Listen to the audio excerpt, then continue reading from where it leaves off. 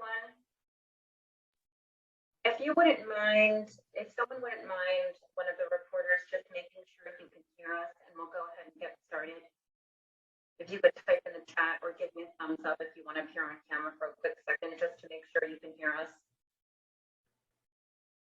Great. So welcome everybody. My name is Sam Vogel. I'm the Chief External Affairs Officer. This is our 12 p.m. virtual presser for Planned Parenthood Keystone's immediate reaction to the Supreme Court overturning Roe v. Wade. I will now kick it off to Planned Parenthood Keystone's President and CEO, Melissa Reed, to make her opening remarks.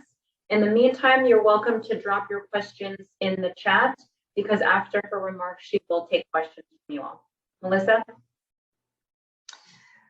In a 6-3 decision today, the Supreme Court has taken away our federal constitutional right to abortion.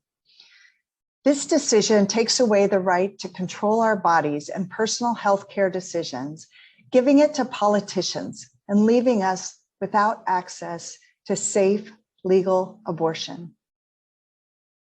We are devastated by this cruel and unjust decision that will strip healthcare away from millions of people across the nation. My heart aches for people across America that have been betrayed by this Supreme Court. This may seem like a scary and confusing time, but Planned Parenthood Keystone has one message for people in Pennsylvania. Abortion is still safe and legal in our state. We are now an access point for abortion care. We are here to help you understand how these laws might affect your ability to get care. Planned Parenthood Keystone will continue to provide information and resources to help you get an abortion because your health and well-being are our highest priority, no matter where you live. Planned Parenthood Keystone Health Centers are still open and will do everything they can to provide a full range of sexual and reproductive health care services. This decision will cause immediate harm to those who already face significant hurdles and challenges in accessing health care. Abortion bans disproportionately harm Black, Latino, Indigenous, and other people of color because of this country's legacy of racism and discrimination. These bans take away the fundamental right to abortion care and are a product of the historic and systemic barriers to care these communities face every day. We will not cower in the face of this decision. Instead, we'll fight back. And we've been preparing to rise in the moment. Because Pennsylvania is now an access point, our health centers and other abortion providers across the state anticipate a 500% increase in out-of-state abortion patients. Already, over 22,000 patients in Pennsylvania depend on Planned Parenthood Keystone for care. Planned Parenthood Keystone is ready to serve. We've expanded abortion care at our health centers in Warminster, Bensalem, Wilkes-Barre, Allentown, York, Reading, and Warminster. And soon, we'll be proudly returning to Lancaster with the opening of our new site later this year. We're offering abortion via telehealth, where patients can get medications mailed directly to their homes in Pennsylvania. And we're growing our patient assistance fund because everyone should have access to abortion care regardless of the ability to pay. Even as we've expanded abortion access, we're still fighting tooth and nail against anti-abortion bills in Pennsylvania. The proposed constitutional amendment, SB 956, would take away Pennsylvania's right to an abortion. We're calling upon everyone to call up their state senators and tell them to vote no on SB 956. If you or someone you know needs an abortion, visit abortionfinder.org to find a provider closest to you. Planned Parenthood Keystone will never back down. With everything we've got, Planned Parenthood Keystone will keep fighting so that you can access the care you need to control your body, your life, and your future. Your health and the health of your community is our #1 priority. I just can't stop thinking about the devastating impact this will have on our patients, like Alex, who is a survivor of domestic violence, and at age 24 experienced bilateral strokes as a consequence of domestic violence. For nearly 3 years, she was the victim of disturbing abuse. And early on in the relationship, she found herself 8 weeks pregnant as the result of rape. Thanks to Planned Parenthood, she was able to terminate the pregnancy at 11 weeks, breaking a sinister cycle. She has no doubt that she is alive today because she had access to safe legal abortion. Having an abortion at Planned Parenthood allowed her to create a future where she can intentionally, safely, and lovingly bring life into this world with her soulmate. There are countless more stories like Alex's across Pennsylvania and across the nation. And what happens to them when bans go into place and isolate them even further?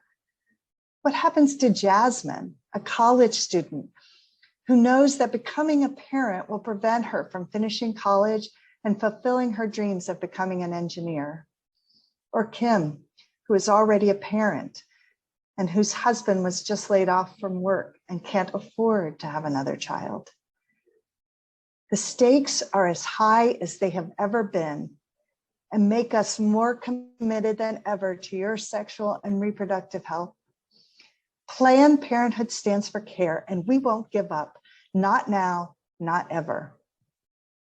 I'm calling on every supporter in Pennsylvania to rise up and meet us in this moment.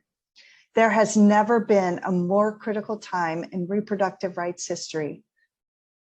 There are 4 actions supporters can take right now. Visit our website, ppkeystone.org, and find the button that says Take Action. And you'll find ways to contact your elected officials and write letters. Donate to abortion funds like Planned Parenthood Keystone's Fund for Choice.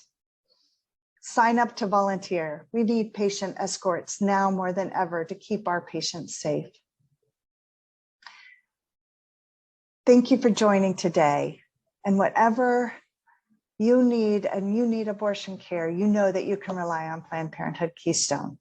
Abortion continues to remain safe and legal right here in Pennsylvania.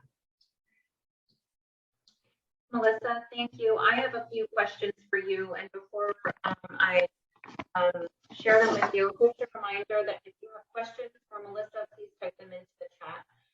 So our first question is from Jim McGinnis from the Bucks County Courier-Times. Melissa, are you concerned about confusion and misinformation about the availability of abortion services in Pennsylvania? If so, what can be done about it? Yes, actually, Jim, I am worried about that. That's why I think it's so important for you as journalists and others to underscore with people that abortion remains legal in Pennsylvania. We do not have a trigger ban on the books. And so we are doing everything we can to reassure patients through our social media venues, on our websites, and hope that you will do the same in your stories to let patients know that it's still legal here and that we have abortion availability for anyone who needs it. I have another question from Jim McGinnis of the Bucks County Courier-Times. They write, we know that prior to Roe v. Wade, some women died while receiving improper care or self-induced abortions. We refer to them as self-managed abortions. Do you, Melissa, expect to see deaths with this SCOTUS decision?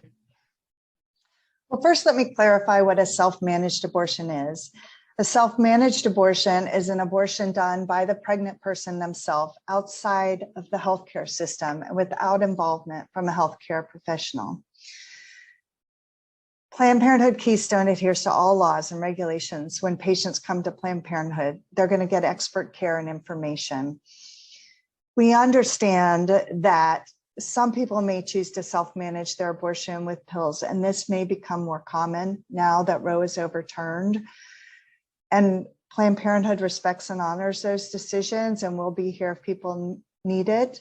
I think the most important thing is that people deserve to live and make decisions about their health without interference from politicians. And so in order to make sure that people continue to receive safe and accessible care, that we need to make it legal and available. And I'm happy that it will remain so in Pennsylvania. I have a question from Molly Valinsky from the morning call. From which states does Planned Parenthood anticipate patients to come from? So we primarily anticipate patients coming from Ohio and West Virginia, which both have trigger laws on the books. And we may see patients, as far away as Kentucky. We've even had patients, just a handful from Texas.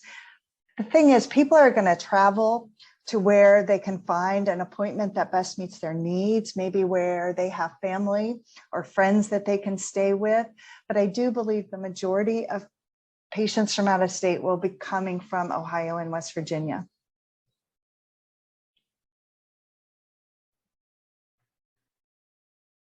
I'm just going to give it a moment or two to see if we have any additional questions. If you have questions for Melissa, please type them into the chat.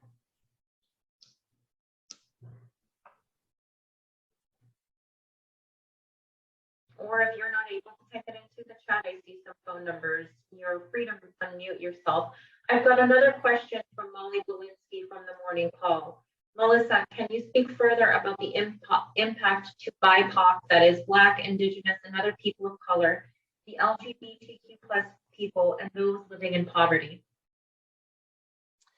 Yes, there is a long and ugly history in this country of taking away the rights of Black folks and people of color. And that includes the right to decide whether and when to have children, and the right to raise them in environments that are healthy, nurturing, and safe. Abortion cannot be separated from those other social justice issues such as racism, as a public health crisis, or climate change, or criminal justice that impact health outcomes, such as the rates of unintended pregnancies and maternal health and prenatal health. What we know is communities of color see much higher rates of maternal mortality and infant mortality. The states that are poised to ban abortion right away are those states with the worst health outcomes for people of color. And yes, they will continue to be harmed the most by a decision like the one we received today.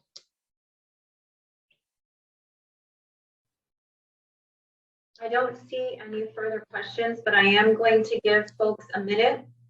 Please type your questions into the chat. If you're unable to do that, you are free to unmute yourself. Please identify yourself and your media outlet.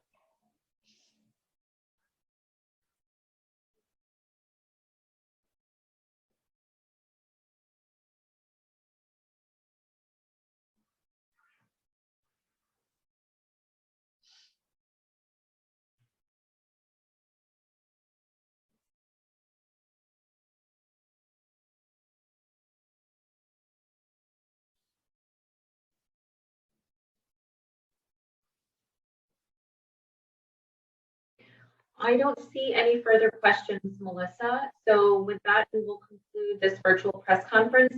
We will circulate the recording for those of you who missed it. That link will come to you in a few hours or so. But if you need anything, please reach out to media@ppkeystone.org or call 610-709-6085. Thank you, everyone.